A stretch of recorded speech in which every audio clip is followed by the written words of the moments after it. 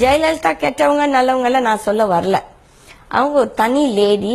உங்களை நம்பி வீட்டுல வச்சு அவங்கள நீங்க ஒட்டுமொத்தமா உங்க கூட்டமே நீங்க ஒரு 18-20 பேரு, அந்த தனி அம்மா என்ன பண்ண முடியும் உங்களால பிசிக்கலா? ஏன்னா சசிகலா மூஞ்சிய பாருங்க, அவ கண்ணுல நேர்மை இல்ல. நானும் ஒரு சைக்காலஜிஸ்ட், புரியுதுங்களா? இவ்வளவு நீ பேசுற என்னோட அக்கா அக்கான்ட்டு. எங்க வீட்டுல எல்லாம் என்ன இறந்துட்டா நிஜமாவே நம்மளுக்கு அவங்கள பிடிச்சி ஃபீல் பண்ணோம்னா 16 நாளைக்கு பொட்டு கூட வச்சுக்க மாட்டோம். பட் அடுத்த நாளே பொட்டை வச்சுக்கிட்டு இருக்குது. ஒரு கண்ணீர் விடல. அங்க நின்றுட்டு சும்மா டிராமா பண்ணிட்டு இருந்துச்சு. உடனே மோடி தட்டினோட உடனே அழுக எங்கிருந்து வந்துச்சோ. இதெல்லாம் 8 கோடி மக்கள் இதை நம்பலீங்க. உங்களுக்கு ஜால்ரா போடுறவன் பதவி ஆசையால பதவி இன்னும் சம்பாதிக்கணும்னு நினைக்கிறவன் தான் உனக்கு ஜால்ரா போடுறான்.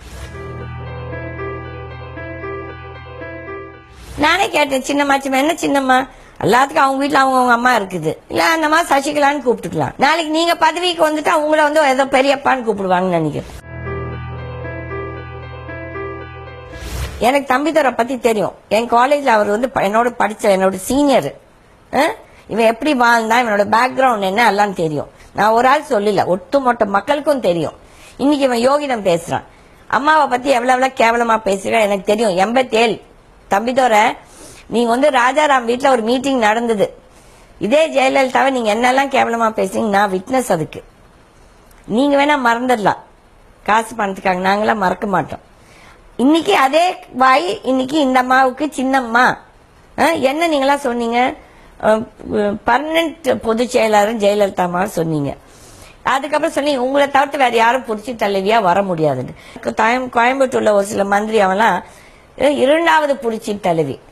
ஏன்னா உங்களுக்கு நல்லாவே தெரியும் ஜே வரமாட்டாங்க சொல்லி நாட்டுல நரம்பே இல்லாதவனுங்க எல்லாம். பன்னீர்செல்வத்தை சீஃப் மினிஸ்டர் ரிசைன் பண்ணு, இந்த அம்மா பொதுச் செயலர் ஆட்டோமேட்டிக்கா இதுதான். இது என்ன இவங்க இந்த சொத்தா, பாரம்பரிய சொத்தா, தட் இஸ் இவதான் ஆகணும்ட்டு. ஏன் நிறைய மெம்பர்ஸ் இருக்காங்க, நீங்க ஃபார்ம்ஸ் எல்லாத்துக்கும் கொடுத்துருக்கலாம். 10 பேர் கொடுக்கட்டும், நீ அதுல போட்டியிடு. எனக்கும் ரைட் இருக்குது. நானும் 24 இயர்ஸ் மெம்பர். சசிகலா புஷ்பா நீங்க சொல்றீங்க ஷீ இஸ் டிஸ்மிஸ்ட். அதே மாதிரி சசிகலா நடராஜனுக்குமே இன்னும் 5 வருஷம் ஆகல. அப்ப உங்க இஷ்டத்துக்கு நீங்க பைலாஸ் மாத்துறீங்களா? இந்த பைலாஸ் யாரால போடப்பட்டது? தலைவர் எம்ஜிஆரால. அப்ப நீங்க எம்ஜிஆரையே நீங்க பறி கொடுத்துட்டீங்க. இதை விட கேவலம் வேற எதுவும் கிடையாதுங்க. நீங்கள கட்சி துரோகிங்க. தீபா பத்தி எனக்கு தெரியாது. Sasi is like a daughter to me. I told you that. அவ ரொம்ப இராட்டிக்கா இருக்கிறான்.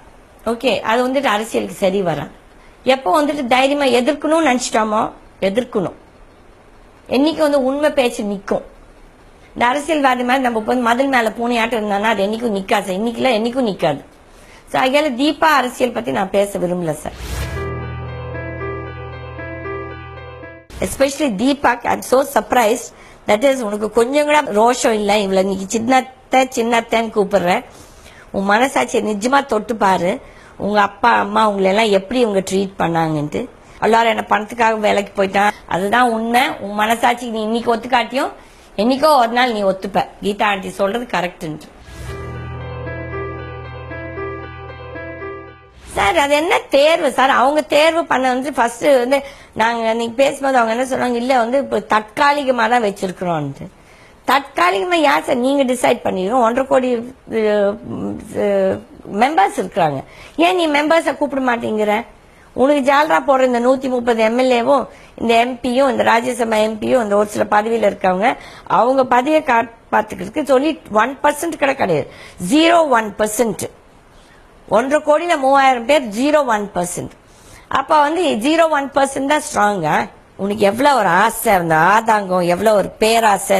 அந்த இடத்துலயே உட்காரணும், அந்த அம்மா கார்ல உட்காரணும், அந்த அம்மா கார் சீட்ல உட்கார, நீ பின்னாலே உட்காந்துட்டு வந்திருக்கலாம். அப்ப என்ன இது? ஒரு 30 நாள் கூட ஆகாம உனக்கு அந்த பதவி ஆசை இல்லையா? உன்னோட ஆக்டிவிட்டிஸ் காட்டுது நீ எவ்வளவு ஆசை. லைக் பேராசை. இது ஆசை கிடையாது, பேராசை. தமிழ்ல சொல்லுவாங்க பேராசை பெரு நஷ்டம்னு சொல்லுவாங்க. அதுதான் நடக்க போகுது அந்த பொம்பளைக்கு. இந்த அம்மாவை பொதுச் செயலாளர் போட்டதாலேயே அந்த கட்சி உடைய போகுது. வேற யாருன்னா போட்டிருந்தாலும் இந்த கட்சி உடஞ்சிருக்காது.